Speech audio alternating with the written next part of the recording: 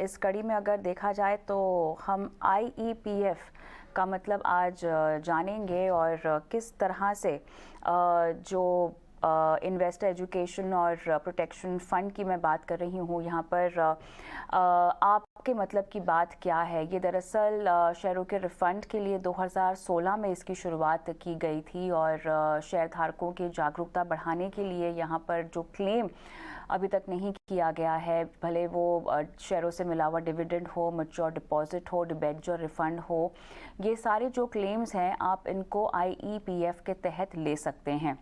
हालांकि जागरूकता की कमी की वजह से जो रिफ़ंड की दर है वो काफ़ी कम है।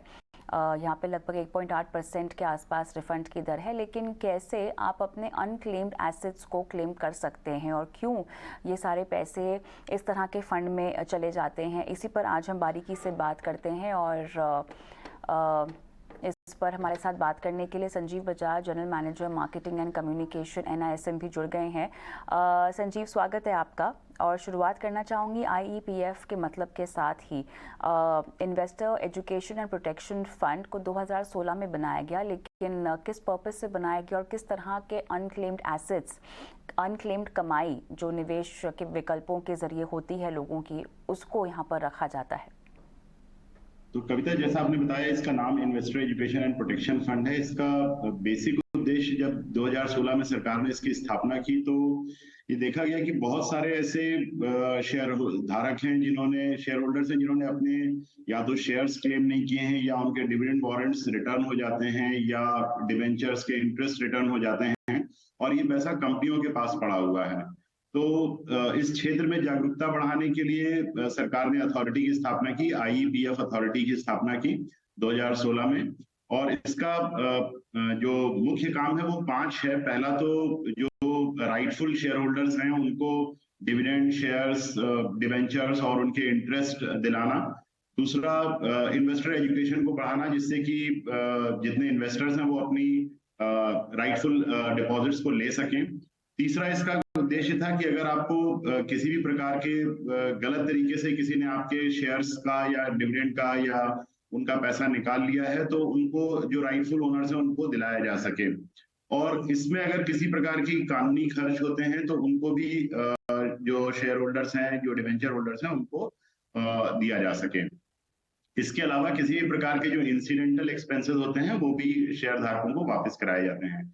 आपको ये जानकर के मतलब सभी को आश्चर्य होगा कि 5,000 करोड़ रुपए से ज्यादा इस IEPF फंड में, और लगभग 1.16 बिलियन शेयर्स जो हैं वो IEPF अथॉरिटी के पास में पड़े हुए हैं। कि जो हम अनक्लेम्ड पैसों की बात कर रहे हैं उसमें कौन कौन से एसेट्स का जिक्र यहाँ पर हो रहा है? इसमें मुख्यतः हमारे जो चीजें कवर होती हैं वो डिविडेंड हैं, शेयर्स पे जो मिलता है, शेयर इंस्ट्रूमेंट्स हैं जो अनक्लेम्ड हैं, डिवेंचर्स हैं, और डिवेंचर्स पे मिलने वाला इंटरेस्ट है। ये 4 मेन चीजें हैं जिनको की क्लेम किया जा सकता है राइटफुल इन्वेस्टर्स के द्वारा। अच्छा, अब इसका प्रोसेस क्या होगा? हमें कैसे पता चल पाएगा कि हमारा अनक्लेम्ड पैसा यहाँ पर पड़ा हुआ है? पहले तो हम ये कैसे इंश्योर करें कि वो पड़ा हुआ है, और दूसरा, अगर हमें पता चल भी जाए तो हमें कैसे अप्लाई करना होगा?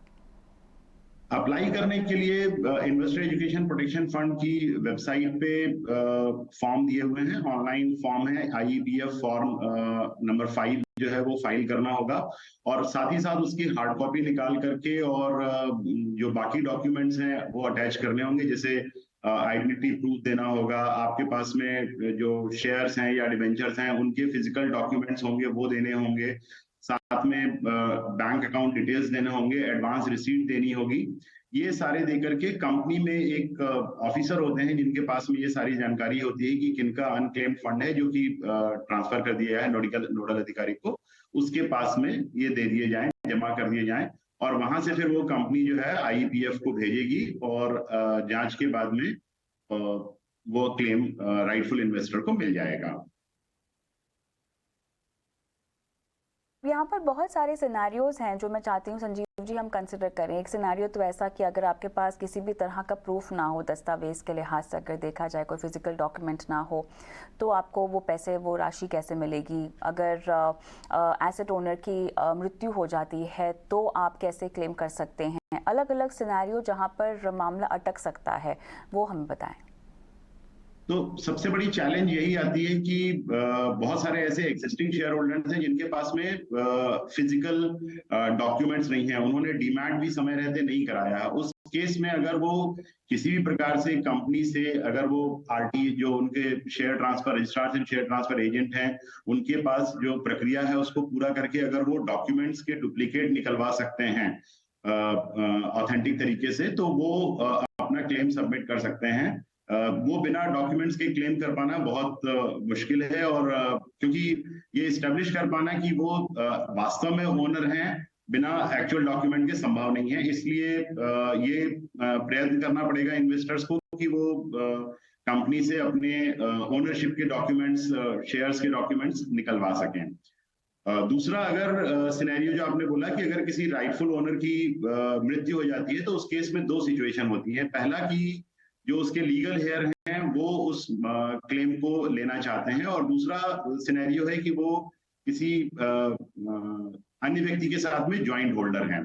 तो पहले केस में अगर किसी व्यक्ति को, जो उसके उत्तराधिकारी हैं, अगर उनके पास में इस तरह का कोई भी डॉक्यूमेंट है जिससे ये प्रमाणित होता है कि वो उस व्यक्ति के उत्तराधिकारी हैं, जैसे सक्सेशन सर्टिफिकेट हो गया, या उनके पास में बंटवारे की कोई कागजात हो गए, या फिर इस तरह के अन्य कोई भी डॉक्यूमेंट्स हैं, तो वो उनको उत्तराधिकारियों को साबित करना होगा कि वो उसके उत्तराधिकारी हैं। साथ में उनको जो शेयर्स और डिबेंचर्स के जो फिजिकल प्रूफ हैं वो साथ में देने होंगे, और उसके बाद उनको अप्लाई करना पड़ेगा। साथ में एक इंडेमनिटी बॉन्ड भी देना पड़ेगा, साइन करना पड़ेगा कि अगर इन केस ये पता चलता है कि वो राइटफुल ओनर नहीं है, तो वो पैसा उनको रिफंड करना पड़ेगा। इसके साथ ही वो अप्लाई कर सकते हैं। दूसरी सिचुएशन है कि अगर कोई व्यक्ति जो है वो ज्वाइंट होल्डर है, लेकिन जो दूसरा व्यक्ति है जो ज्वाइंट होल्डर है, वो पहले व्यक्ति के साथ में रिश्ते में नहीं था, केवल को ओनर था शेयर्स या डिबेंचर्स का। उस केस में उसको पहले व्यक्ति की मृत्यु के बाद में आरटीए में जाकर के, आरटीए में अप्लाई करके उस व्यक्ति का नाम हटवाना पड़ेगा, और उस डॉक्यूमेंट को एस्टेब्लिश करना पड़ेगा कि वो जो दूसरा व्यक्ति अप्लाई कर रहा है वही उसका राइटफुल ओनर है। और अगर ज्वाइंट होल्डर्स हैं, मल्टीपल हैं, तो उस केस में किसी एक व्यक्ति को अन्य सभी जो ज्वाइंट होल्डर्स हैं उनसे इस तरह के कागजात लेने होंगे कि जो क्लेम करने वाला व्यक्ति है वही वास्तव में उत्तराधिकारी है, वास्तव में वही राइटफुल ओनर है। ठीक, ये बताएं, अब ये तमाम चीज़ें जो हैं आप ऑनलाइन कर पाएंगे शायद, ये सुविधा आपके पास है ना? ऑनलाइन अप्लाई करना पड़ता है, लेकिन साथ में सारे डॉक्यूमेंट्स फिजिकल भी देने पड़ते हैं, कंपनी नोडल ऑफिसर को भेजने पड़ते हैं। और क्या ये केस स्पेसिफिक है, रिफंड का पूरा सेटल डाउन हो जाना? क्या हमें पता चल पाएगा कि maximum to minimum to maximum कितने दिनों में हमें रिफंड मिल जाएगा?